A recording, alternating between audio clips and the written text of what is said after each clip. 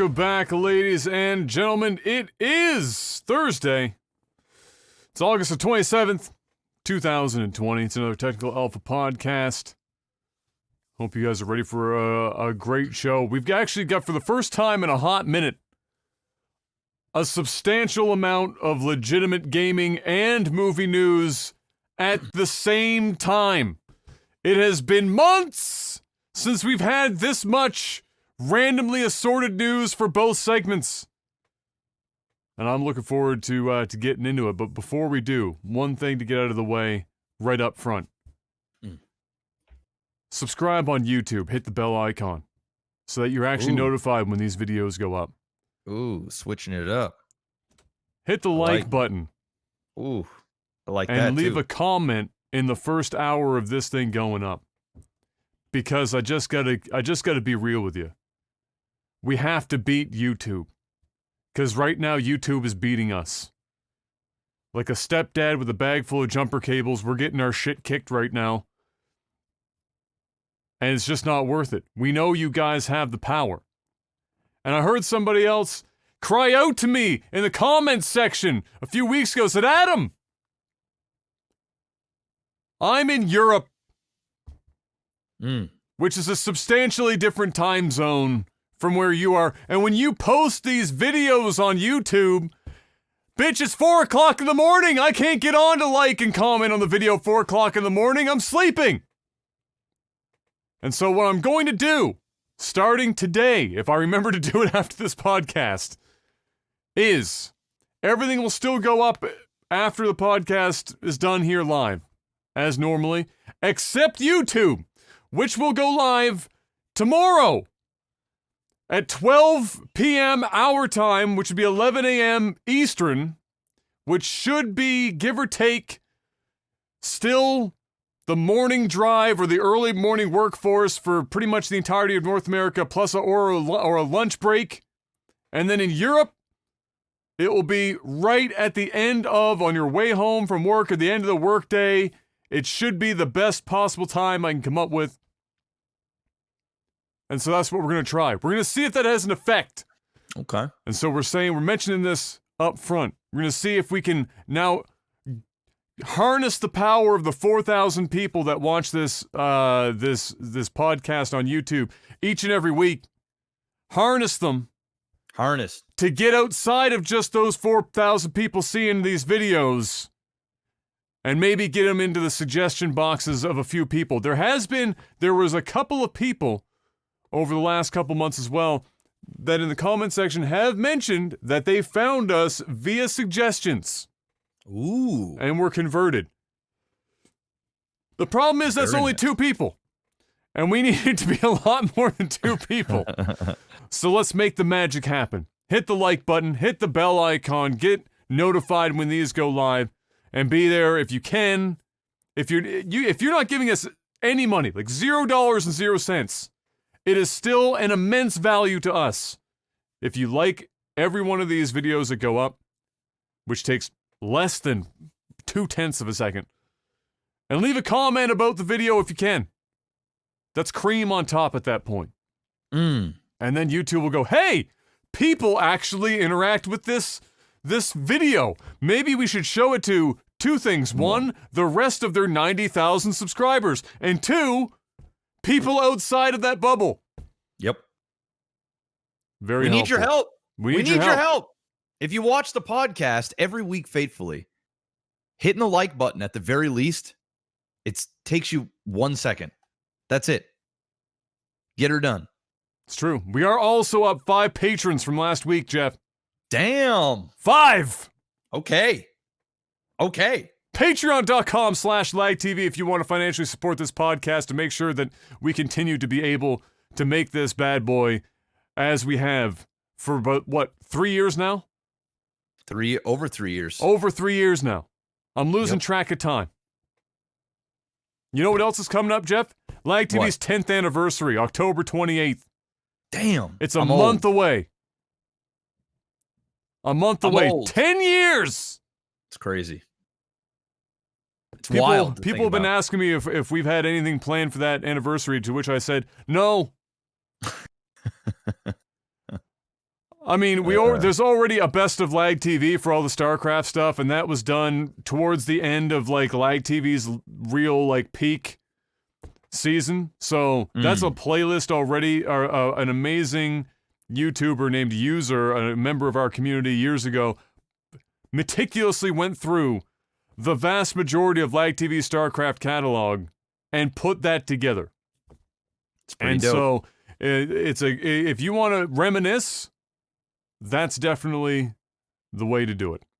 But yeah, otherwise, 10 years for Lag TV coming up, over 3 years for the podcast. We're still going. Jeff's got a kid. I've got a beard. Shit's getting crazy. But before we get into the gaming stuff, I have one question, a very important one. Mr. Black, how was your week? Same old same, bro. Boom. Same old same. Pretty much the same here. Physiotherapy still going. Went actually before the podcast today. Had my physio today. Nice. We've moved on from the neck, shoulder area, arm area, and we're down into the hips now. And then eventually we'll probably get to the knees. But that's where we're at now. We're at the hips and low back. She said, I'm not going to lie to you. If they aren't the tightest, they're close to the tightest hamstrings I've ever personally seen. I said, great. Awesome. Sounds expensive. so that's the sound of money. The amount Burning. the amount of exercises that I now have to do at home is just, the number keeps growing and growing. Pretty soon I'm just going to be doing 5 hours of physiotherapy a day. You may as well do a physiotherapy stream, you know? Just, yeah. Hey guys, y'all want to learn how to fix your body? Well, I'm going to stream it to you for free. Free dollars. Otherwise, just another week. Mortal Shell review will get recorded for audio because that game got beaten.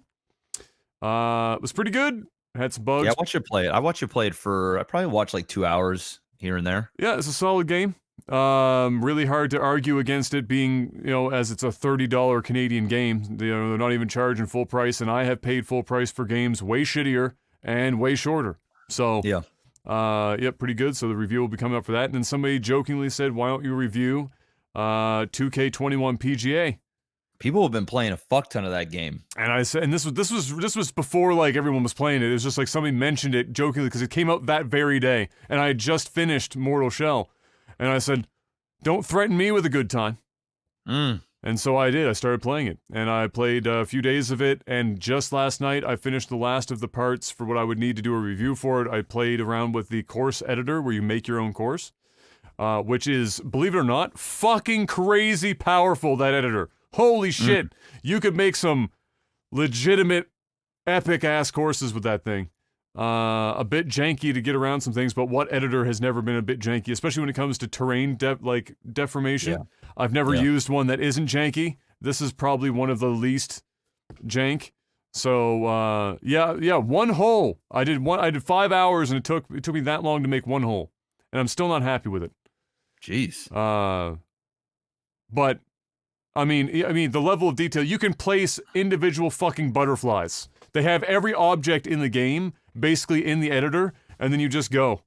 That's crazy. It will randomly generate, you'll select a theme, so if you want fall, or you want desert, or you want fucking whatever, and then it will randomly generate 18 holes based on input on, like, how much rock do you want, how hilly do you want it to be, how much water do you want, and then it will generate 18 holes, and then you use that as a rough template, and then you can just go from there. You can completely deform land and whatever, add water, sand traps, trees, bushes, fucking alligators. There's a helicopter, just whatever the fuck you want. You put that shit in there. You want a helicopter in the middle of your fairway?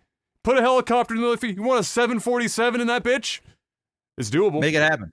Make it happen. So, played that. Otherwise, pretty good golf game so far, so I'll be reviewing that as well. And then otherwise, it's been my whole week. And we have no more time for anything else, Jeff, because we have lots of stuff to talk about today. And first up is Batman news. Lots of Batman news of various degrees this week, not just in gaming. So Batman Gotham Knights, which we talked about the teased stuff last week with the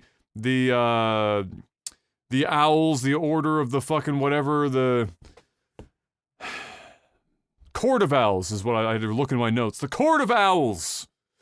So that was confirmed, basically. They put out a trailer, and they put out a trailer, and then they put out a gameplay trailer as well. It's called Batman Gotham Knights with a K, as in Knights, not the time of day. So that was the reveal for it, and I went and watched the trailer and the gameplay video as well, and I was just combing through comments, seeing the general reactions to things, looking on Twitter for what people have been saying about it. People aren't really that thrilled about it. And after watching the gameplay, I'm not like shocked that people aren't particularly thrilled about it because it doesn't look all that good. It's, how do I even describe this? So I have some notes to help me along here. So let me just go through the notes and then that will help me do it instead of trying to riff off the top of my fucking head. So, it's not particularly well received. I have here written down the stuff that I started seeing. Mediocre visuals, which is true. It didn't look like anything. Somebody described it as a mod for Fortnite, and they wouldn't be completely wrong. Gameplay that's far flung from the Arkham series was also not so well received. So we talked about that last week where people were hoping it was going to be an extension of the Arkham games that were like critically and fan well received. Every one of those Arkham games. That's not at all what this game is. And so let's break down a little bit about what the game is indeed, and I'll get your thoughts on what you think. Since you never played the Arkham games, really, you saw them, you never really played much. So, Batman is supposedly dead. You find that out right off the rip. Batman is not in this game, at least not insofar as the trailers have shown. So, it's called Batman, but as it turns out, Batman? Dead. He's dead. Okay. Supposedly. Allegedly. That's the allegedly. He's dead. Though he died off, like I said here, he died off screen, so he's probably not actually dead. Robin, Red Hood, Batgirl, and Nightwing, which is basically three of the same thing with different guys in the suits, and Batgirl, make up the Knights. And those are the playable characters from what we have seen. They all seem to have some form of melee weapon available. So even Batgirl, who like dropped down and like had like in the trailer had like the fancy take out the enemies, whatever, had a fucking nightstick on her like on her dominant hand kind of shit. So there are weapons involved to various degrees. Mr. Freeze is back despite how things went in the Arkham games, which if I'm not mistaken, Mr. Freeze was super dead. So, Batman is dead despite not actually being dead, and Mr. Freeze is alive despite actually being dead, is how this is all starting out so far. Okay. And the Court of Owls was in fact confirmed there. Plays as a co-op, this is where people were really, they lost people on this. Plays as a co-op multiplayer RPG with drop-in and drop-out capabilities. So in the gameplay trailer you saw in the top right, like Robin joined or whatever, like somebody would have dropped into the game. And includes level progression for the characters that you play. So RPG mechanics in that regard. And leveled gear and loot with stats seems to be included. As numbers are appearing above enemies' heads when you're hitting them, various colors, you know, maybe it's a weakness, maybe it's a critical hit. The gear seemingly changed in scenes that people were using. So, it's kind of like the fucking Marvel game. They don't seem to be doing dissimilar stuff here. So it's like third-person action-y looter shooter without the shooter part. Looter RPG, we'll call it. And so people weren't exactly thrilled about that. A lot of people were hoping for just an extension of the action combat that the Arkham games had because it was really quite good. Whereas this just looked, and the other comparison they made, especially a direct comparison with Mr. Freeze, because they show a bit of fighting Mr. Freeze, is that in the Arkham games, fighting Mr. Freeze was actually a really unique combat experience as a boss. And then in this trailer, watching it, it was like the run-of-the-mill, super fucking bland, beat on him with numbers on his head until he fucking dies kind of shit. Like just go in, he's a sponge, just fucking wham, wham, wham, wham, wham, until he dies. Like very not nearly as involved. And then lots of graphic comparisons between the two where Arkham looked better and Arkham's like fucking 7 years old. And the trailer had a lot of performance issues as well. It was obviously a very early build of the game. A lot of frame drops, a lot of stuttering, and things of that. And not like that was the video, but the actual game was fucking up. And so, yeah, the general feeling was that it was I would describe it as lukewarm at best. Was probably the reaction. Lukewarm at best. And it's hard to please everyone when it comes to superhero games and movies. We all know this. But after watching the gameplay, like if it was just the trailer part leading up to it and people were bitching about it, I would have been like, give it some fucking, let's see the gameplay. They actually showed the gameplay. Didn't look all that good. And if you want, you can go and check that out freely. It's up on YouTube. Very, very lukewarm reception. So, Jeff, if I came to you and said there's a Batman game, Batman's not in it. You're not playing Batman, but you're playing one of 4 other characters, wielding a bunch of weapons that they probably wouldn't normally wield in most contexts in the comic books, with leveled loot and gear, and run-of-the-mill RPG action combat with co-op multiplayer. What would your response to that be? Does that sound like something in the Batman universe as far as a game, or just a game in general, that you'd be interested in playing? No. Okay. I mean, I'm not the demographic for this anyway. Does it even okay? So your bias notwithstanding, does it even sound like a game that is the right direction for this kind of shit? I mean, I don't mind RPG element type games where you're grinding up weapons and levels and stuff. Like I actually enjoy that type of grind because it gives you something to progress with instead of just. I do too, within reason. You know, there's definitely like a limit that I think Borderlands found my limit with that. Where there's like too much grind that can be done. But no, I agree. I don't mind that kind of addition. Yeah, I don't mind it. In fact, if I'm playing an RPG like game, I pretty much prefer that. I'm not really sure I could play a game that I feel like I'm getting no progression outside of a story, and I have choices and stuff. But I think the problem that a lot of these games are having, and it's not just potentially this one, I don't know, I haven't played it, but is a lot of the times there's too much grinding and there's too much detail. And I think like 8 years ago, 6-8 years ago, that would have been fine. Like, but you mean like having a piece of armor where it's like reduces damage by 8.63%. Yeah, I just feel like games have evolved from that. Whether that's good or a bad thing, that's subjective.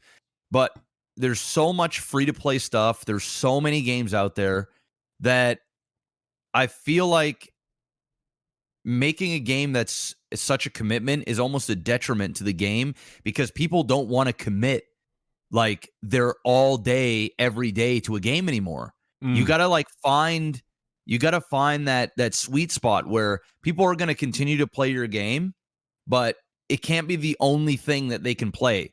Because if the player feels as though, well, if I don't grind this game, I'm going to fucking suck. I'm not going to have what everybody else has, and they're not going to want to play it. You have to find that happy middle ground where they have content that they feel as though they're grinding and achieving, but you also don't want to make a player feel as though if they're not grinding, they'll never catch up, or there's just too much to do, and so they don't want to commit, and then they just don't want to play. That's like the and we're seeing more and more of that now. Like the Marvel game is literally this as well. Like this is the Ultimate Alliance, whatever the fuck, where it seems, and it's the games as a service thing that is a problem too, or it lends to that feeling of you can never catch up. And then but they know that with games as a service, and they'll often give you real money alternatives to catch yourself up if you do fall behind. And so but I agree, it does. But that's when people call it pay to win. You know what I mean? No. And you know, it's a fine line. And listen, if Marvel and DC want to make these type of games, I'm okay with it. It's not for me. They're just trying to make games where you're playing your favorite superheroes or villains all the time, so it's fresh in your mind. You're more likely to go watch their movies. You're more likely to go buy their merch, buy their comics, buy their fucking lunch bags and everything else for school. It's a marketing play. At this point, none of this bugs me because this is no different than it being on mobile. This is no different than it just being another generic RPG. It's no different than if there was a Gotham Knights racing game, or now, you're seeing all these Marvel characters again in Fortnite. And dude, it's just a big marketing play. At this point, I don't even think they really care all that much about how good a video game is. They're just trying to get in every type of market, or any type of market that is kind of sizzling hot, or that is getting any type of numbers that play. And they're just trying to, they pay a developer shit money to go make a shitty game that they're going to turn a profit in. And that's the show. I mean, you're seeing these things like every 6 months now. They don't appeal to me. They're not for me. And I'm just going to flat out say it. I consider myself like a hardcore gamer. These aren't for hardcore gamers, bro. These games aren't for hardcore gamers. These are casual. These games are built for casual people that are going to dump money and time into a game. And they're not built for gamers, in my opinion. But hey, I didn't play it, so I'm just going by what I'm hearing. I don't disagree. I don't disagree because the whole game's model seems to lend itself to that games as a service kind of vibe. How games as a servicey it will get. I don't personally know right now. That information might even be out there. I just don't know. But yeah, I mean, it doesn't seem like a very hardcore gamer type thing. And not all games need to be that, but but there's a difference between a game that's not made for like a quote unquote hardcore gamer that's also not just a fucking cash grab. And I mean, it's not uncommon to see superhero related stuff being milked for merchandise. It's just that instead of just toys now, video games are also part of the merchandise umbrella where they're going to look at it. And it wouldn't be surprising to me if you're seeing a game now with these superheroes and there hasn't really been a movie or something that's been done for them. This is just gauging interest. Maybe we throw some of these characters into a fucking movie now. Like maybe we're gonna do that. I mean, I'm not saying that superhero games can't be good, because obviously we've had lots of great games. Yeah. But you can tell which ones are for gamers, yes, and which ones are for like casual kids or whatever that just like superheroes. It's like slapping a superhero on a cereal box. I'm not more likely to go buy a fucking box of corn pops that has fucking Spider-Man on the front, but that kid with his mom in the grocery aisle going, I want the Spider-Man one. That's what these types of games are to me. Yeah. Not saying that they can't be great, because there is obviously superhero games that you can tell like real people that love comics, that really want to add to lore, that really want to give an experience in a different medium other than movies or TV shows. They're putting their heart and soul into it. I see shit like this, and it reminds me of cereal box. I'm not into it. Yeah, that's the exact feel. That's the exact feel I get as well. Maybe it will be something to prove us wrong, but for now, that's the feel. That's the feel. The last thing I wanted to add here, so I didn't get to get in there as well, and a mechanic that I fucking hate personally, is that enemies apparently also level alongside of you. So you have a game that includes grinding and leveling gear and getting better gear and whatever, and then you get to a boss that maybe wasn't intended for you to fight with good gear, and so they just level the fucking boss right up to you. And I can appreciate to a degree where they're trying to make it an equal experience across the board, but having that mechanic tends to always make you feel like you're never actually progressing. You are getting better armor, better abilities, better whatever, but you're not feeling any more powerful as a player, and so you just feel like you have this one fucking straight line of an experience versus actually getting stronger and better and feeling more powerful versus your enemies. And it was the worst in Oblivion back in 2006, where like you got to a point where fucking trolls were literally unkillable because they leveled alongside you so much that unless you had like really specific runes and shit on your armor and weapons, you couldn't kill. impossible to kill. And that was on default difficulty. You could turn that slider up. So, ever since then, never been a fan of it. Not a big fan of that at all. And unfortunately, this has it. But to what degree, we don't know yet. Maybe it's just bosses, and maybe the bosses mechanically evolve at certain level intervals or something fancy like that. But the fact that that's even possibly a thing turns me off. Next up, more DC stuff, because this is all coming from like the DC Dome, whatever the heck, the Doug Dimmadome, owner of the Dimsdale Dimmadome. Suicide Squad Kill the Justice League trailer drop, which was just a trailer, CG, no gameplay or anything of that nature in there. Relatively well done trailer.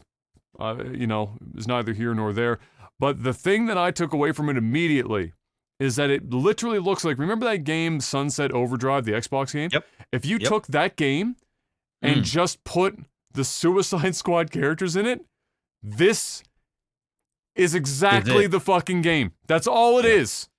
Yeah. I don't see anything inspired about it. They literally took Sunset Overdrive and said, hey, the splashy bright color and the vibe, that goes really well with Suicide Squad. Just plug them into Sunset Overdrive and call it a game.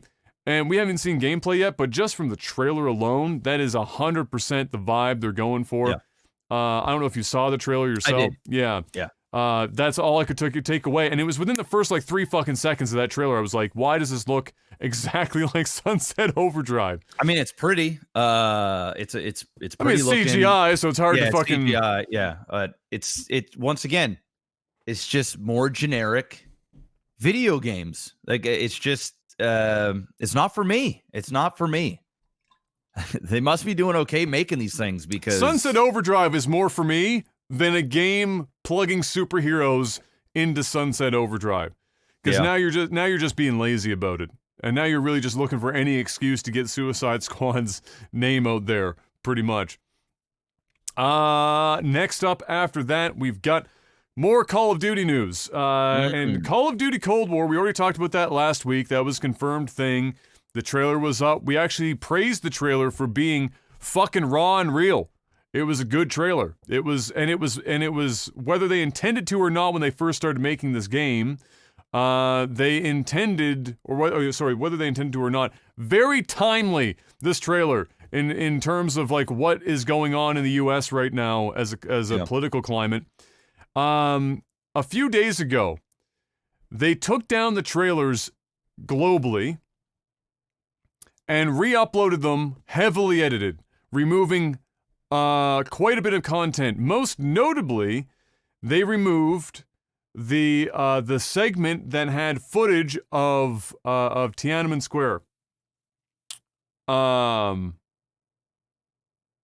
which was after apparently some Chinese government pushback. So, and like I said here, not just overseas. So they didn't just remove that overseas. They removed that on the North American side. They removed that the European side. They took it down everywhere to remove that Tiananmen Square footage. And so, the irony of this, of course, is that if you remember the original trailer, I don't know if it's still in the new trailer that they put up. I haven't seen the re-released one in its entirety.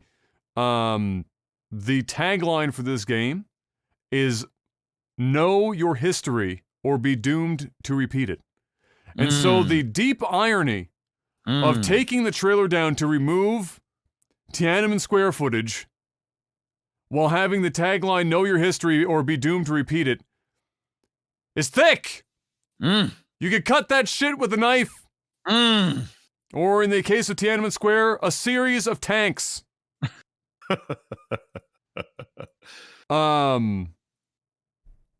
The tweet that I made that was quoted about talking about this was just sums up my feelings. It was Bobby Kotick does his best to fillet the entire CCP in an effort to prove he's nobody's bitch.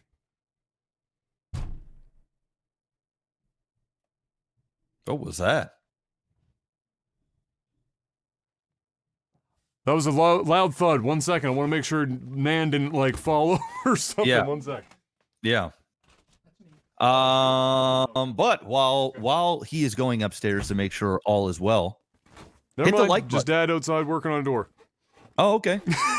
That shit moved your camera. Yeah, that was. Well, he's literally on the other side of this wall, so that's Oh. that's why. That's why. No, we're okay. So, so yeah, I'm not surprised, but I'm just so tired of seeing this shit. Especially from Activision. Activision, as we talked about months ago, with the banning of that Hearthstone player, standing up for Hong Kong, that whole debacle. Activision can't suck enough Chinese government dick to keep them satisfied. And it's really sad to watch North American companies just take it in the ass for the sake of trying to work into a market and doing it with such important information. It'd be one thing to like, oh, they don't want blood or something like whatever the fuck. Okay, yeah, it's silly. But for China to be actively on a global scale, not just domestically anymore, trying to keep something like Tiananmen Square from the history books and trying to convince people it was like fucking Hitler never happened and the concentration camps were all a fucking lie. Like, trying to keep that information out, it's one thing for them to do that domestically. It's another thing when they seemingly have the power to mold how companies housed in other countries around the world, politically not affiliated with them in any way, shape, or form, to join the bandwagon of removing Tiananmen Square from the fucking annals of publicly viewed history is just crazy to me. And what it makes me want to do, honestly, is just stop buying Activision games altogether.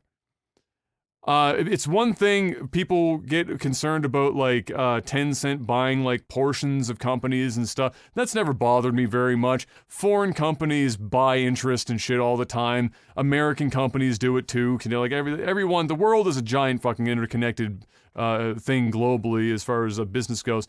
But when you start doing that shit, now I actually do want to just not buy your shit anymore, because you're not just fucking with a consumer, now you're fucking with history, and like really important history, and aiding a government actively suppressing its people in ways that we just like are apparently so used to that we don't even fucking bother with it anymore.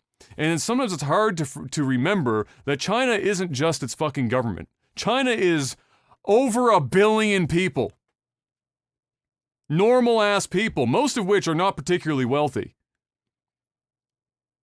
And so it's easy to just, because all we talk about is the Chinese government, where people have like the stigmatism or the stigma about stigma about Chinese culture and Chinese people, but that's not, like, the government is not the people. But we can't, like, if all it takes for us over here is to just not be such consumerism laden shit with companies that are wanting to be in bed with the fucking government that's doing all that shit, not just for the money, but actively involved in suppressing history, then I don't fucking know. I gotta say, I'm probably not gonna buy another Activision game for a long while. I'm stepping away from it, and it will be the first time that I've ever done anything like that. I've never been one to, like, quote unquote boycott shit before. So if they didn't put the video in there to begin with, to take it out, then you'd have been fine with it. Yes, because that tells you what their motive is. If it had never been in there in the first place, that's different than them putting it in and then somebody coming over and going, no! And then going, okay, fine, yes, please, I'm sorry, let me kiss your boots. Publicly doing it. And then saying nothing about it. Zero. That's very telling. What else are they going to say about it? What else are they going to say about it? You don't do it in the first place. Yeah, well, Fuck it. They're a multi-billion-dollar company. They don't need the Chinese market. And if they needed the Chinese market, is it really at the cost of fucking joining them in erasing one of the worst tragedies in human fucking modern history? Really? That's it? That's the hill to die on? The answer's no. That was a rhetorical question. If they chose not to do it at all up front, that is significantly different than doing it and then publicly kissing the boots, which they've already done with that Hearthstone player. Of course. This is round 2. Dude, they're in bed with China, man. The movie business is in bed with China. The video game business is in bed with China. You know, everybody's in bed with China. And everyone's got a line, and this was my line. Okay. This was my line. They just don't get. This isn't anything new. This has been going on forever. Exactly, but everyone's got a line. That's like saying racism's been going on forever. Everyone's got a fucking line, bro. Everything, if you go to human history, lots of shit's been going on forever. But eventually it's got to fucking come to a stop. And like I said, it's one thing to take and want to work into a market and be actively there and like putting in like the movie industry, putting in Chinese actors specifically to play to the Chinese market so they boost their fucking box office numbers, or doing Mulan the way they're doing it specifically to try and like be more popular in fucking China. That's one thing.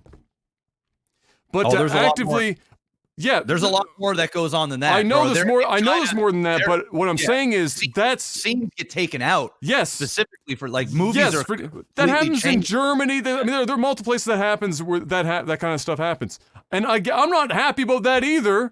But when you're even doing it here in North America, where we can't even recognize that history in North America as a company, because it's different than removing it for that one country versus removing it for the entire fucking world as a platform because China told you to. Do you understand the difference between those two things? I think so, yeah. Okay. That gives the Chinese government way more reach than they deserve or have any fucking right of having. I mean, they don't even have the right to do what they're doing anyway in their home country, technically as far as I'm concerned, but at least it's their home country. But to have that reach globally, to be able to shut that kind of shit down, that's now you're way past your fucking, you're out of your lane.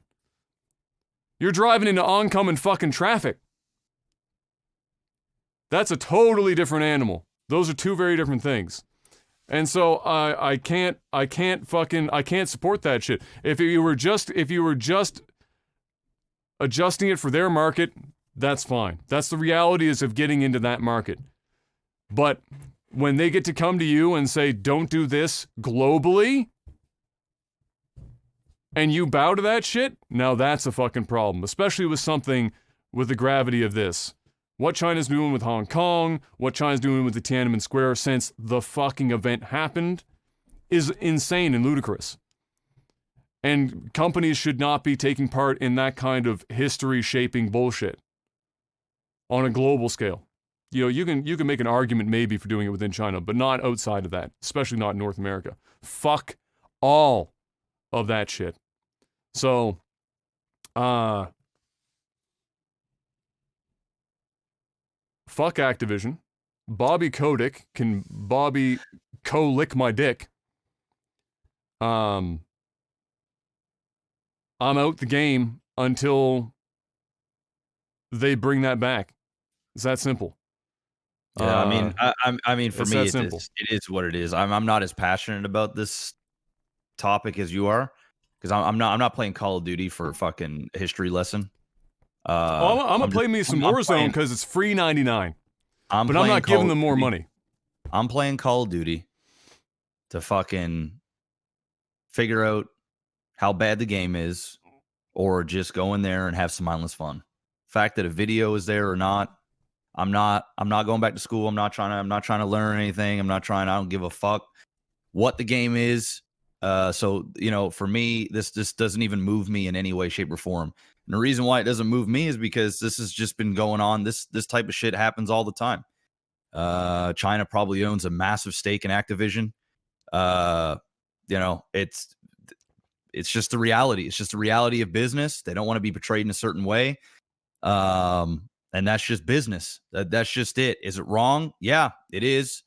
There's all kinds of crazy, fucked up shit that goes on and censorship that happens. It doesn't just happen in China. It happens here. It happens here probably a lot more than people think. But at the end of the day, bro, the fact that they took out a video from a trailer or a game or anything means zero fucks to me, personally. Okay. Fair ball. The next up we've got is Lord of the Rings Gollum was announced. It was more of a teaser trailer than anything, no real gameplay shown. I have no idea what the game is going to be about, but I'm going to assume since you're playing as Gollum, it's going to be like a stealth action title. That's about the only thing that makes sense to me as a Gollum character. I'm not sure what else. It's not like Gollum's going to be wielding a broadsword and flipping around like Yoda in a lightsaber battle. It's probably not going to happen. So I'm going to go with stealth action of some kind for this game, and I guess we'll have to wait to see some more. I'm interested that that's even a thing. I don't know if I could have personally sat down and said to myself, you know what the world needs right now? The Lord of the Rings Gollum. But I'm here. I'm here to see. I'm here to see if you can make it work. It's different. It would be different. It's not another standard Lord of the Rings game where you play as Strider for like 90th time. At least it's something different. So we'll wait and see what comes out of it. But for now, just a teaser. I think people from the trailer discerned, Lord of the Rings fans discerned some sort of like timeline, like where it falls in the Lord of the Rings thing. I wanted to say they thought it was somewhere between The Hobbit and the first movie. I think is what I was seeing people talking about. But either way, we'll wait and see some more as it comes up. According to a mod that was verified on, or a mod verified Recetera user who goes by the name of Sponger, who has leaked accurate information in the past, it's apparently, and specifically I should say, leaked accurate information about first-party Xbox-related stuff in the past. It's apparently being considered to drop the Xbox One version of Halo Infinite following the delay, which is actually, that's pretty fucking, it's pretty fucking big news. Furthermore, in relation to this, we also learned this week, and I'll let you talk about your thoughts about that here in a second. I'll just go over all this. So 343 Industry is being gifted some help. As a Halo veteran, Joseph Staten is going to be joining up with them to aid in the completion of the game. Staten was the former Bungie director of cinematics and will become Infinite's project lead for the campaign. So 343 Industry is so lost in the weeds right now that they're bringing back an old Bungie alumni that was part of Halo's original story arc and what would have made Halo, to save this sinking ship, which at this point is less of a sinking ship and more of a submarine. Shit's underwater. Yeah, it's sunk. Yeah. It's sunk. So at this point, we're diving for what buried treasure is left in that ship. Yeah. Saving that and leaving the ship behind. We're looking for the heart of the ocean and we're getting the fuck out of there. That's it. Yeah, Jack is dead. All right? He ain't coming back. No. So all we can do now is just go grab the heart of the ocean. Find it somewhere.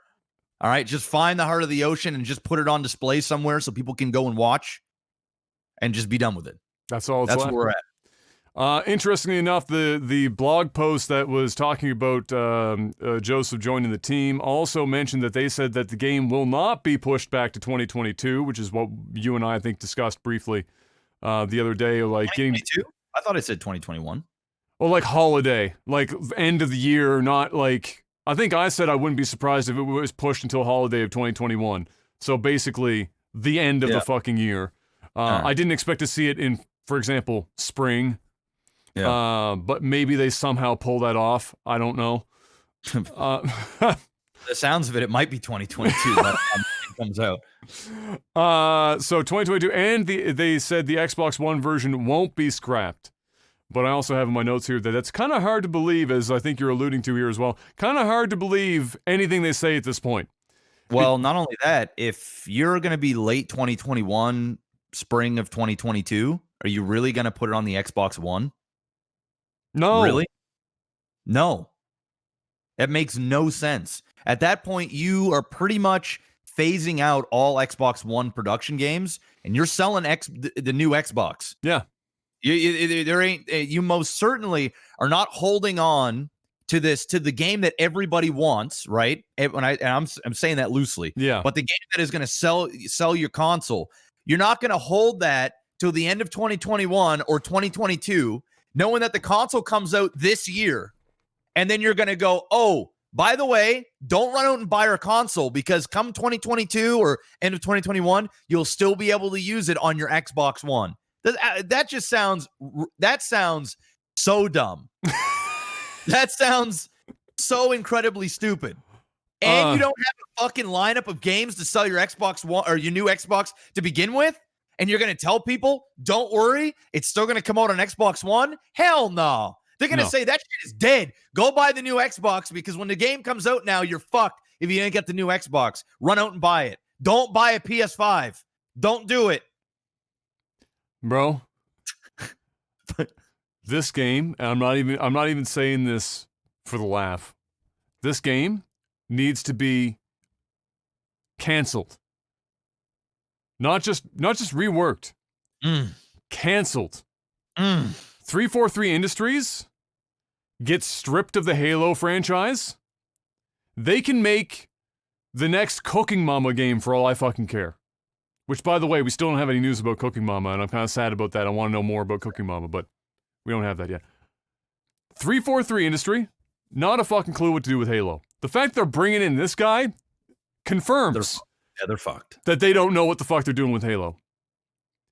And this is like an all hands on deck 5-alarm fire. We're just trying to keep people's jobs at this point and get a game out that hits a 7 and a 10. That's what we're banking on right now. Well, not only that, now they're on a complete uphill climb because not only does the game look like dog shit, right? Yes. Everybody's fucking hating this game right now. Yes. So the levels of expectations are already pretty fucking low, and people want to see this thing burn at this point. But now you're giving it some hope, and you're telling the fans, hey, I know it looked like dog shit, but we're bringing back your boy. All right? So now people are going, oh, maybe we can get back to old Halo. And they're going to realize that the only person that's winning here is the dude that's coming back and getting paid millions of dollars to come in and fucking throw a Hail Mary down a fucking football field and realizing that the person that's trying to catch it is already out of bounds. So the game essentially they're not even toes in. They're like they're approaching the concession stands. Bro, they're in the parking lot, bro. It's over. And he's throwing it. I mean, he's looking good throwing it, and it's a straight throw. They're gonna catch it, but they're in the parking lot. It's over. It's done. It's done. GG. Yeah, I'm telling you, man. It would be like they've probably already spent a bunch of money on this game, but at this point, there's almost nothing that could be done here, in my opinion, that's going to redeem this fucking title in time. And if there was any hope of saving Halo's fucking name at this point, you cancel the whole thing. You can 343 Industries. You rebuild another team, which, by the way, we're going to talk about the team that I think they should have been on this in the first place, and go from there. Because, next up, and we've known about this since for a while now because they named this back in 2018, but Microsoft has been continuing to buy up talent from all over the industry. We're talking about people from God of War. We're talking about people making every... I'll read the list. It should say here in a second, but it's an old list. They've got more now. Buying up talent from all over the industry to assemble a team that they call The Initiative. And they've officially said now that they are creating what they are labeling not just a AAA game, Jeff, but a quadruple A game. Whatever that means. I don't know what that means. Bungie had a $500 million budget for a AAA game in Destiny, so I don't know what the fuck quadruple is. $1 billion game? I don't know what it is. But a quadruple A game. That game is reportedly, not confirmed, but reportedly, a third-person perfect dark game.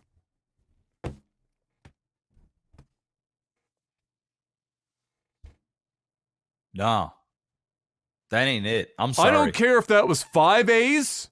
A third-person perfect dark game is not what... Now, if you just told me a perfect dark game... I still am saying, no, that ain't it, dog. I don't give a fuck how loved and cult loved Perfect Dark is, because it's 007, but a little bit better in terms of like mechanically and, you know, but still, I still think 007 GoldenEye is a better game because it's, you know, I'm just biased like that. But Perfect Dark, that's going to be your quadruple A game, is a Perfect Dark game. I don't give a fuck. Not just a third person. A bro, let alone, bro, it could have been a straight up first person Perfect Dark game. It could have been a fucking, bro, they could have said 007 GoldenEye remake quadruple A. I'm still going to go, that ain't it. It ain't it. And I don't give a fuck. I'm sorry, but any third person shooter game as your quadruple, what is a quadruple? Is it just more money, or is it a new gaming experience altogether? Because what this sounds like we're getting like another fucking Rogue One or whatever the hell this Rogue game that everybody's playing. It just sounds like more generic shit. You know what this quadruple A stuff sounds? Because I saw this shit on Twitter. I was going, what the fuck is this? Are they that desperate? Does Microsoft literally have nothing? Do they actually have nothing where they have to create a new category of game to try and hype some shit up? Yes. Does that? You know what this means? This just means it's going to have like $149.99 price tag because it's quadruple A, baby. It's like going to the movie theater and watching something in IMAX 3D where you're just going to pay an extra shit to watch it on a bigger screen. Bro, this shit better blow me the fuck away. I better have the Perfect Dark main character come into my basement and suck me dry if it's going to be a quadruple fucking A Perfect Dark game. What the fuck? Yeah, that was my thoughts. My thoughts exactly. But here's the thing. Nah. Here's the thing. Here's the list as of 2019 July of the people on this team. And I just gotta. There's more. Again, there's more people than this now. Daryl Gallagher is a studio head from Activision and Square Enix. Andy Lohr, recruiter from Respawn and Treyarch. Daniel Neuberger, game director for the new Tomb Raider series. Drew Murray, the lead designer, Sunset Overdrive. Christian Cantamessa, narrative consultant from Red Dead Redemption. Brian Westergaard, director of production at God of War and the Tomb Raider series. Blake Fisher, director of narrative from Xbox. Chris O'Neill, lead level designer, God of War and Metal Gear Online. Robert Ryan, senior systems designer from Motive and Naughty Dog. Ian Miller, senior designer, God of War. Kai Zhang, senior designer, God of War. Ray Yamans, senior designer, God of War and Tomb Raider. Tom Shepard, technical director, Grand Theft Auto 5, Red Dead Redemption 2. William Archbell, technical director, Riot Games and 343. Christian Guzman, associate technical director, has nothing attached to him. Ben Diamond, lead systems engineer from Respawn and God of War 3. Cesar Castro, senior software designer for EA Sports, UFC, and FIFA. Robert Marr, lead gameplay engineer for Cryptic Studios. Victoria Miller, producer at PlayStation. Irma Ward, associate producer. Matt Corcoran, principal character artist, Jurassic World movie. Zay Jones, principal character artist for Tomb Raider and Uncharted 4. Branford Williams, principal production designer for Daybreak. Oliver Guinea, concept artist for Black Ops 4. Isaac Yarman Kim, concept artist at Naughty Dog.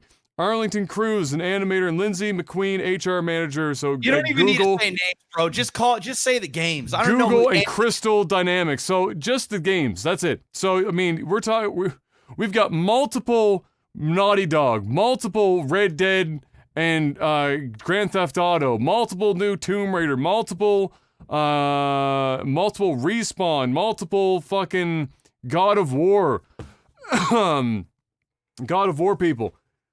That's just from July of 2019. There's more people. That's a crazy team. It's basically like, but here's my concern, is that depending on, and I don't know exactly, how much influence these people had at the other companies they came from, but this could end up being like, the sports team, like basketball is a great example, where you put like 5 of the top fucking players in the entire league on one team, and then you put them out, like, like the Heat, you put them out on the fucking court at the same time, and they're all used to being the go-to guy. And now you're asking them to share the fucking spotlight and work together? There's egos, bro. This sounds like a desperate attempt to say, look at all these talented people we have. We're going to call it a quadruple A. Bro, they could have got together and made fucking Cookin' Mama, and they would have called this a quadruple A game with all these people on it. I'd fuck with a quadruple A Cooking Mama game. This just sounds like a fucking publicity stunt. It sounds like, even if could you imagine all these people getting together and working together, bro? They're gonna have this smallest bit of input. It's gonna just be it's perfect dark. The answer is no. It just sounds. It's allegedly perfect dark. Well, I mean, for fuck's sake, it sounds exactly like something Microsoft would be doing. No. I'm not like, I can't get excited about this because it just sounds ridiculous. You know what you want when you get a team like that together? Something completely new. Right? You don't want them to go back and like dig up fucking like an old IP or some shit. If you get a team like that together, let them sit down and come up with some crazy new shit.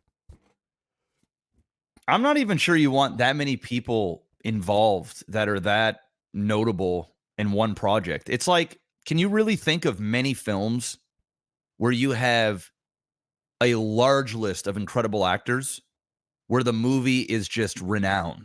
Like, it's just like, oh my God, that was... Endgame's about the closest thing we've ever got. Yeah, but I mean, even that, that I'm talking about like famous, well-known actors. I'm not talking about like Marvel superhero actors. I'm talking like high class, Oscar winning, amazing actors. Usually you get 2 together. Yeah, and a lot of it is artsy fartsy fluff that the vast majority of people don't really connect to all that much, and everybody just kind of half-ass it because nobody's the star. Nobody's taking credit for everything. It's just like, I don't know, man. In a video game, I don't foresee this. I think this is just a marketing ploy. I'd love to be proven wrong. I mean, when you create something called the Initiative and you start headhunting the top people and then you call it a quadruple A game, the level of expectation that you set it's intense. It's crazy. It's intense. Why anyone would want to do that to the developer is beyond me. Like, the level of fucking expectation now for this group of people, regardless of their acumen going into this. You create another category called quadruple A? Come on now. Mm-hmm. I mean, you're never going to live up to that. Like, people are viewing, because quadruple A has never existed before now. So that means that, like, Grand Theft Auto 5, or Red Dead Redemption 2, or The Last of Us Part 2, these are AAA games. And so now you're saying we're going to create a new category that's beyond the mammoth Grand Theft Auto 5, Red Dead Redemption 2, Last of Us Part 2, where the employees are already basically dead by the time the games are made and they've got $500 million budgets. Yeah. It doesn't exactly bode well for the Initiative in that regard, but all the best to them. And hopefully, against all odds, like the Avengers Endgame, they pull it off. Next up, Guild Wars 2's next expansion was announced, and it's called The End of Dragons. They did for anyone who played Guild Wars in the past or continues to play Guild Wars, everyone's really, really, really excited about this. As it seems to be going back to Cantha Province, which was like original Guild Wars kind of shit. And so lots of people are quite hype about that, so just wanted to throw that in there. Next up as well, we've got, I have this in the notes. I wasn't that far off. So, last year, I said that 2020 Nintendo would release a refreshed Switch console probably by the end of the year. Then they said they weren't going to do that, and I got sad because, you know, us here at Technical Alpha, we're Nostradamus. We call shit all the time. And I was sad because I was a swing and a miss. It's a mar on the record. I'm still taking the W. It was just a couple of months off because they're giving room for PlayStation and Microsoft. That's all they're doing. It's already in the works. It's been basically confirmed that in the early parts of 2021, Nintendo is going to be releasing a refresh of Nintendo Switch, and they're going to have a bunch of games to release alongside of that, or not release, but like announced to go alongside of it with this new refresh. And it's rumored to even be pushing, whether that's video or just in certain formats or whatever, but at least have the power to handle 4K content, which doesn't mean 4K games necessarily, but it will. I mean, it should tell you that it will have a lot more power than the current Switch. Not that that's hard to do, but a lot more power. So there you have it. So if you've somehow managed to get to this point without owning a Switch, and you think you can survive the fall and winter pandemic without owning a Switch, if you can even find one to buy right now, there's another one coming. There's another one coming. Yeah, that's super interesting to me because I'm like, if it stays the same form factor, it's like that's going to be fucking wild. Having a like that powerful in your handheld now Nintendo's doing some real shit, right? Like even if it is 1080p 60, which I think is all anyone wants, really, in a console like that. I mean, nobody's asking Nintendo for 4K fucking gaming. Like, it's not that important. But 1080p 60 locked in, no frame stutter, no bullshit. Just give us that. I'm in. And that sounds like it's probably what we're going to be getting.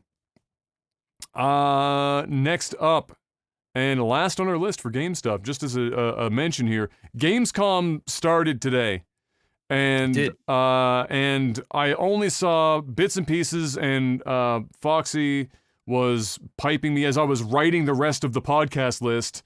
This was happening, and Fox was like sending me some stuff, and there was some interesting stuff that came through. Nothing crazy, but we can definitely talk about Gamescom stuff next week. More stuff will happen between now and then, and we'll pick some of the good stuff out and talk about it then. But a lot of it that I saw was just trailers and stuff for games we already knew about. There was some new stuff thrown in there that we can talk about, but nothing that blew my mind yet. But Gamescom's only just begun, so you never know what you're going to find out. And that's it, which means it's time, Jeff. It's time. I've got a question for you. Okay. I've got a question for you. What is it? I'm hoping, you know, since I'm going to be here for a while, the pandemic's got me here for a while, and sometimes you have to change your environment a little bit. You know, you're stuck in the same room all the time, but you got to change it up to make it feel a little fresh. You know, sometimes you get stuck in your work rut, and then, you know, you start piling up papers around and shit because you're not feeling it. You need to clean up the space. You got to make it work. You got to change it up a little bit. Okay. And so I'm thinking about maybe changing the color of the room. Maybe just painting it up a little bit here and there. But it's difficult because, Jeff, paint has gotten crazy. The Martha Stewart era took over, and now we've got a fucking bajillion colors to choose from when it comes to paints. Names of these paints that I can't even pronounce half the time anymore or make no sense. Fucking like tangerine mocha and fucking like Egyptian cotton dream. Shit that doesn't even make sense, but they name it anyway because they're running out of names for colors. And it's hard to get into a store to get swatches to hold up. You want to see what is this color going to look like in this room? And so I'm hoping for something to show me a number of swatches simultaneously, maybe even embedded to get different shades of each swatch. Is there something that you could do to provide me with some help for this? I think I know what you're putting down, but I'm gonna go for this. Okay. It's what I'm thinking here is 2 Elgato products that y'all got to get. Okay. All right. Hit me up. Number one is you're gonna need an Elgato Stream Deck. All right. And then, actually, you know what? This is actually gonna be. Is there a specific size of a Stream Well, Deck? we're going XL. Okay. We're going big here. We're going big here. All right. So you're gonna get yourself an XL Stream Deck. Okay. So you have all kinds of different colors ready to go. You can just hit purple. You can hit teal. You can hit blue. You can hit red. What about Egyptian Cotton Dream, Jeff? Is that in there? You can do that too. Awesome. It's on there. It's on there. But you're also going to need an Elgato key light. Because you're going to need some lighting for your Elgato green screen. Now listen to me. Okay. Who wants to paint their whole walls? That's a lot of time. It's a lot of effort. It's no point in risking your life by going out in public and grabbing paints and doing all this other stuff. You can stay in your house. Okay. You can get the Elgato green screen that is super easy to open and close. Doesn't need to stay there all the time. Just open, close, done. Get yourself a key light. All right? Because you need good lighting for a green screen to make it work properly. True. Then you get yourself the Stream Deck. That's where you put on all of your different lightings. And you're going to have different scenes for different lightings. And every time you click that bad boy, your background is going to be the color that you desire. So not only do you not have to commit on just one color, but you can change your color depending on your mood. You can change your color depending on how you feel. You can change your color whenever you want by just a click of a button on your Elgato Stream Deck. All it takes is those 3 products. They're all available right now by going in the description of this video here on YouTube. Elgato. If you don't got one yet, you all got to get one. I got another problem, Jeff. That sounds going to solve my problem fucking marvelously. But here's the problem. There are certain colors that are only available in certain regions of the world. And damn it! I'm stuck here on my computer, and I can only order things online, and in order to do so, I need to go places where I can't normally go. There are roadblocks in the way. Sometimes these roadblocks are on fire and resemble walls.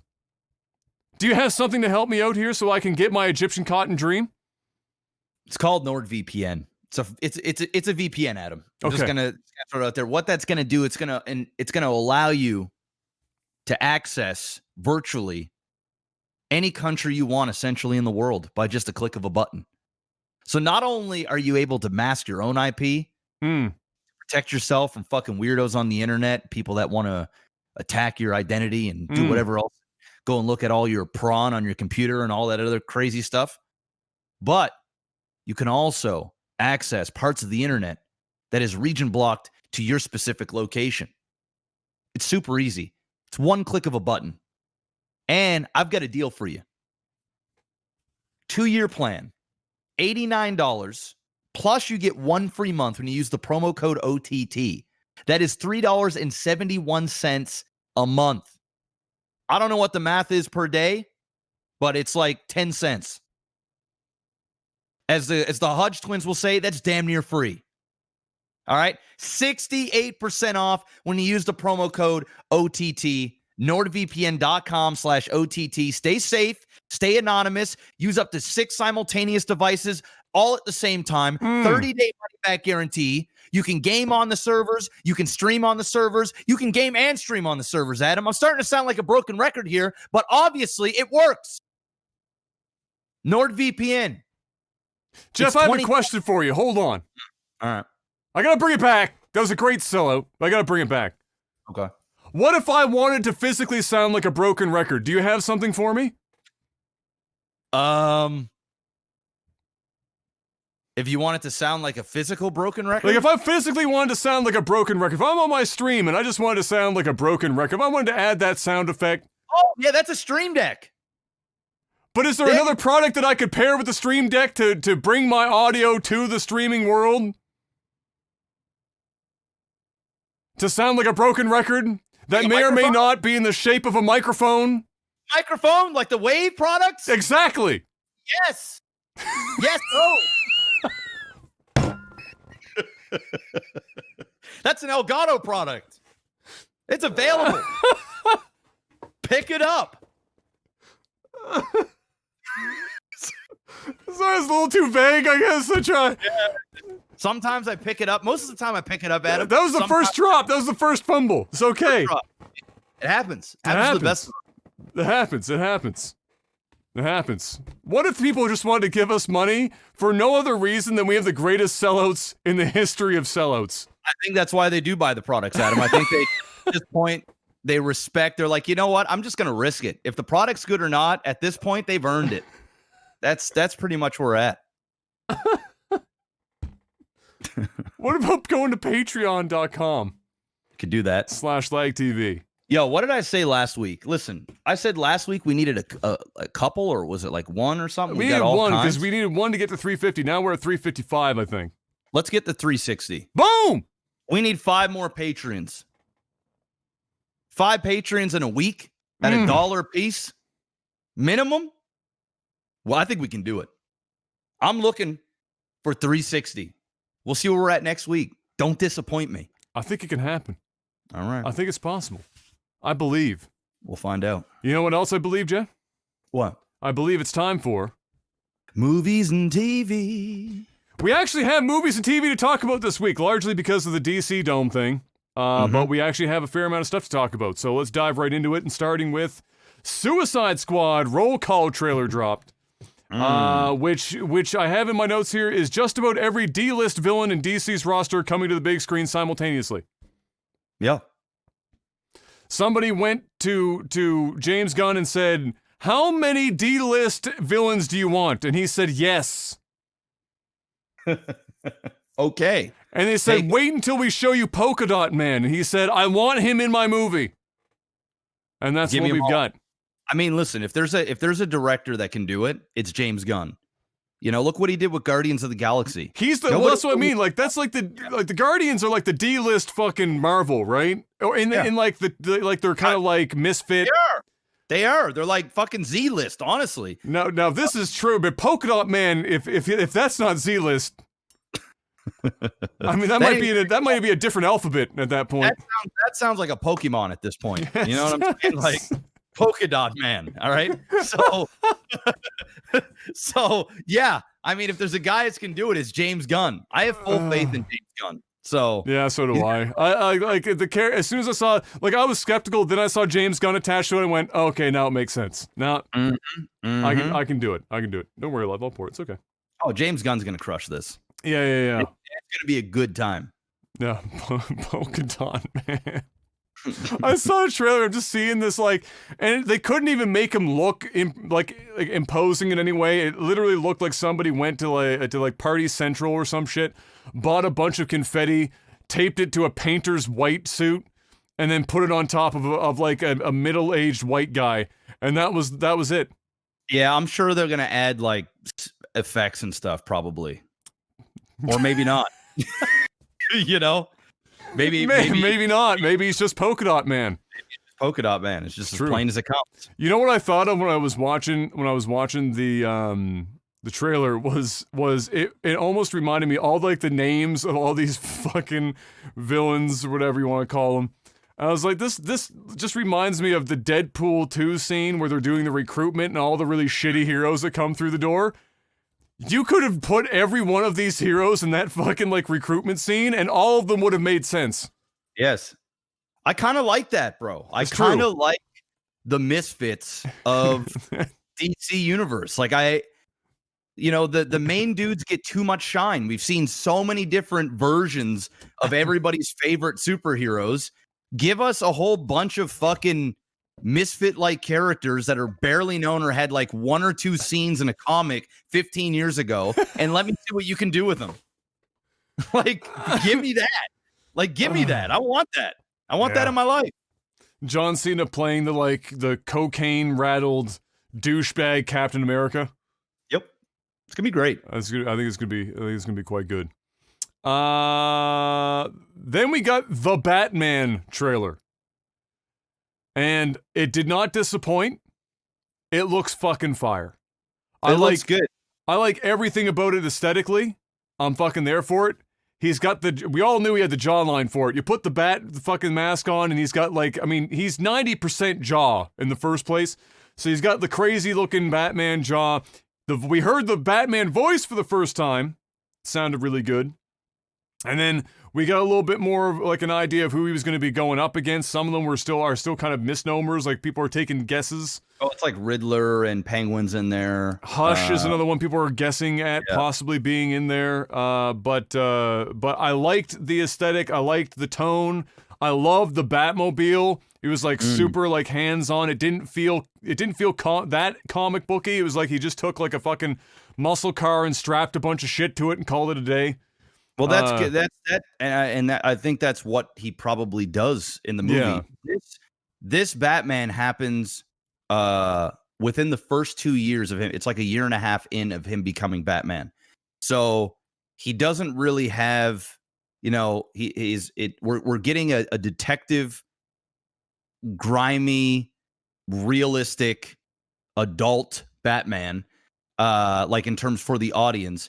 And I feel like the reason why his Batmobile looks like that is because he hasn't gotten to the high. No, this seems like it's early on Batman. Yeah, he's got money, so he's strapping things onto a fucking like muscle car and customizing it a little bit, and it looks awesome.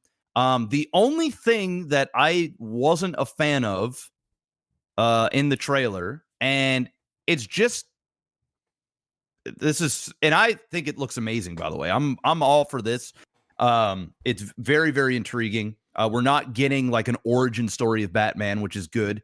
So I love everything. The only thing I wasn't sold on was his Bruce Wayne. I found it a little bit too to be honest, it was a little Twilighty. if I'm just being honest. Now, that being said, he's a younger Bruce Wayne. He might not have gotten to the point where his hair's slicked back and I don't think he has the confidence yet, right? Exactly. He doesn't have that swagger yet. He isn't the Bruce Wayne that we know of yet. But I just from seeing it, his skin was very pale. The movie's very dark in general, but like it just how long his hair was, it just felt. I don't want to say. I'm just gonna say it. For you're already going over a hurdle for the casuals that just think Twilight, and then this is the Bruce Wayne that you're gonna show the world first.